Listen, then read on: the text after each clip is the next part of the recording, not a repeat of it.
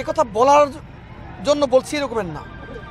রাষ্ট্র থেকে যে বরাদ্দগুলো আসে উন্নয়ন কাজের জন্য, এই বরাদ্দগুলো তো আমার পারিবারিক কোনো বরাদ্দ না। এখান থেকে আমার পার্সেন্টেজটা কিসের পার্সেন্টেজ? এটা আমার দাদার আমলের সম্পত্তিও না, এটা বাবার আমলের সম্পত্তিও না। এটা হচ্ছে রাষ্ট্রের সম্পত্তি, জনগণের অধিকার, জনগণের হক। এই জনগণের অধিকার থেকে আমি আমার পার্সেন্টেজ বসাবো, এই রকমের চিন্তা করে রাজনীতি আমি করছি না। অতীতে যদি কেউ করে থাকেন, তারা অন্যায় করেছেন, তার দুর্নীতি করেছে, ওই দুর্নীতির ক্ষেত্রে জিরো টলারেন্সে থাকতে চাই আমি। কমিশন যখন থাকে, কমিশন বাণিজ্য থাকা মানে হচ্ছে কাজের মানটা নিচে নেমে যায়। তখন এমপি মন্ত্রীরা কমিশন নেয়, নেতৃবৃন্দ নেয়, কোনো ইঞ্জিনিয়ার নেয়, ঠিকাদার নিজেরও লভ্যাংশ রাখতে হয়। এরপরে যে টাকা থাকে তা দিয়ে মানসম্পন্ন কাজ করা যায় না। আমি এখানে যেই কাজগুলোই করব, এগুলো মানসম্পন্ন করতে চাই, টেকসই করতে চাই।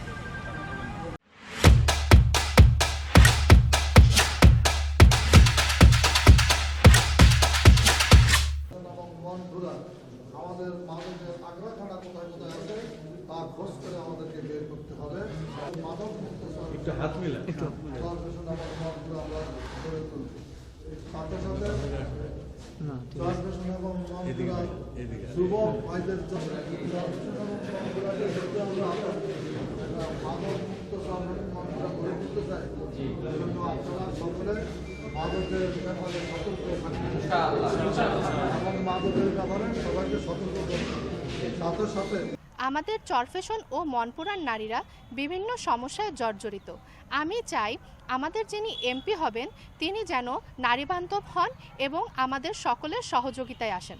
বিগত দিনে যারা এমপি ছিলেন তারা যে সমস্ত উন্নয়ন করেছেন সেই উন্নয়নগুলো ছিল দুর্নীতিগ্রস্ত এবং তারা এই জনগণের প্রত্যাশা পূরণ করতে পারেনি। তাদের উন্নয়ন টেকসইও হয়নি।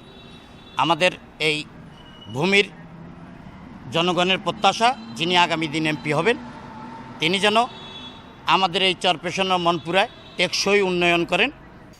বিদ্যুতের সমস্যাটায় আমাদের এখানে শিক্ষা প্রতিষ্ঠানে বাচ্চারা লেখাপড়া করতে পারে না। আমাদের চিকিৎসার মান এবং হসপিটালে যে রোগী থাকে তাদেরকে এই চিকিৎসার মান সঠিকভাবে দিতে পারতেছে না। তো সেই ক্ষেত্রে আমরা যে সরকারে আসুক আমাদের আবেদন থাকবে যে আমাদের বিদ্যুৎ লাইনটাকে একটু উন্নত। ঠিক কোনো ভেরিবাঁধ না থাকায় জোয়ার মৌসুম পানিতে পুকুরের মানে বাঁধ ছুটে মানুষের লক্ষ লক্ষ টাকার মাছ চলে যায়, মানুষের ঘরের ভিটাগুলো ঘষে ঘষে চলে যায়, রান্নাঘরটা তো কষ্ট হয় এবং মানুষের হাঁস মুরগি গবাদি পশুগুলো জোয়ারের পানিতে ভেসে চলে যায়।